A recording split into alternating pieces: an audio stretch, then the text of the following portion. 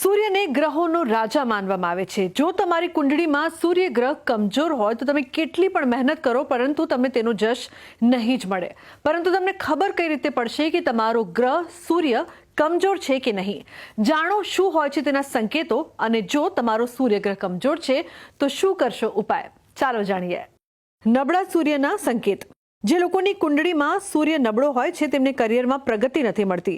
જો કાર્યસ્થળ પર ખોટા આરોપો લગાવવામાં આવે તો તમને નોકરીમાંથી કાઢી મૂકવામાં આવી શકે છે। વ્યક્તિની અંદર અભિમાન વધે છે।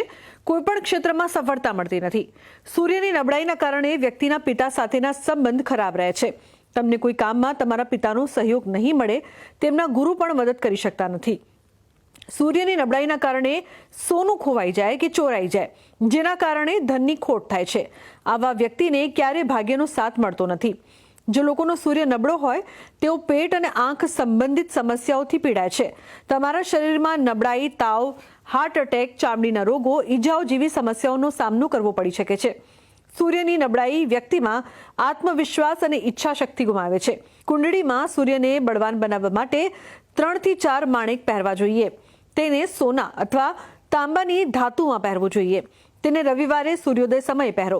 સૂર્યગ્રહને બળવાન બનાવવા માટે ઘઉં, તાંબુ, સોનું, ઘી, ગોળ, કેસર, લાલ ફૂલ, લાલ પરવાળા, લાલ ચંદન વગેરેનું દાન કરવું જોઈએ। સૂર્યની શુભ અસર માટે વ્યક્તિએ રવિવારે ઉપવાસ કરવો જોઈએ। સૂર્યદેવને લાલ રંગના ફૂલ ચડાવવા જોઈએ। આદિત્ય હૃદય સ્ત્રોતનો પાઠ કરવાથી પણ ફાયદો થાય છે। દરરોજ સૂર્યને અર્ધ્ય અર્પિત કરો। જો તમે રૂબી ન પહેરી શકો તો તાંબુ અથવા સૂર્યનો ઉપરત્ન કાંતિકીચ ધારણ કરો। સૂર્યનારાયણ એ ગ્રહોના રાજા છે। કુંડળીમાં જો સૂર્ય અશુભ હોય તો માનવું કે આપણે ગમે તેટલો પરિશ્રમ કરીશું, મહેનત કરીશું, પણ આપણી નામના અને આપણને જશ નહીં મળે। સૂર્યનારાયણ કુંડળીમાં 6ઠા, 8મા અને 12મા સ્થાનમાં। અશુભ ગ્રહો એટલે કહેવાય કે શનિ, રાહુ, કેતુ સાથે જો યુતિ બનાવતા હોય તો અવશ્ય સૂર્ય નબળો અને અશુભ ફળ આપે છે। ભગવાન સૂર્યનારાયણ વિશેષ કરીને જ્યારે કોઈ પણ સરકારી નોકરી કરતા હોઈએ એમાં પણ આપણને સન્માન ન મળે, ગમે ત્યાં જઈએ ત્યાં આપણું કોઈ નોંધ ના લે તો સમજવું આપણો સૂર્ય ડાઉન છે। વિશેષ કરીને જ્યારે આંખના રોગ હોય, હૃદયના રોગ હોય અને હાડકા થકી કોઈ બીમારી થતી હોય તો પણ સમજવું કે આપણો સૂર્ય અશુભ છે। ભગવાન સૂર્યનારાયણને પ્રસન્ન કરવાથી, એના રવિવારે મીઠા વગરનું ભોજન લેવાથી, ઉપવાસ કરવાથી ભગવાન સૂર્યનારાયણ પ્રસન્ન થાય છે। લાલ કલરનું વસ્ત્ર ધારણ કરો રવિવારે તો પણ સૂર્યનારાયણ આપણને સારું ફળ આપે છે।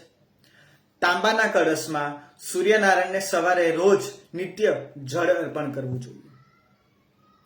લાલ કલરનું વસ્ત્ર, તાંબાના પાત્રો વગેરે ગરીબોને આપવાથી પણ ભગવાન સૂર્યનારાયણ વિશેષ કૃપા રાખે છે। સૂર્યનારાયણનું જપ અનુષ્ઠાન શ્રેષ્ઠ વૈદિક બ્રાહ્મણો દ્વારા જો કરાવીએ તો પણ આપણને શ્રેષ્ઠ ફળ મળે છે। સૂર્ય ઓમ રામ રીમ રોમ શઃ સૂર્યાય નમઃ આ મંત્રના તમે 21, 51 કે 108 મંત્ર જાપ કરવાથી પણ સૂર્યનારાયણ આપણને કોન્ફિડન્સ આપે છે। માણસનું કોન્ફિડન્સ, માણસનો પ્રકાશ જ્યાં પણ જાય ત્યાં એની કીર્તિ ફેલાય એ ભગવાન સૂર્યનારાયણ છે।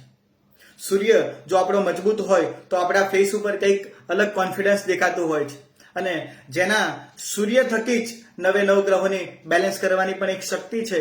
એટલે કહેવાય કે સૂર્ય કુંડલીમાં મજબૂત હોય તો તમે સર્વસ્વ મજબૂત બની શકો છો। તો આજના અમારા આ અહેવાલમાં બસ આટલું। ફરી મળીશું એક નવી અને મહત્વપૂર્ણ જાણકારીની સાથે, પરંતુ આ વિડીયોને આપ ખાસ લાઈક કરજો અને વધુમાં વધુ શેર પણ કરજો, જેથી સૂર્યગ્રહને લગતી આ મહત્વની જાણકારી બીજા લોકોને પણ મળી શકે। નમસ્કાર।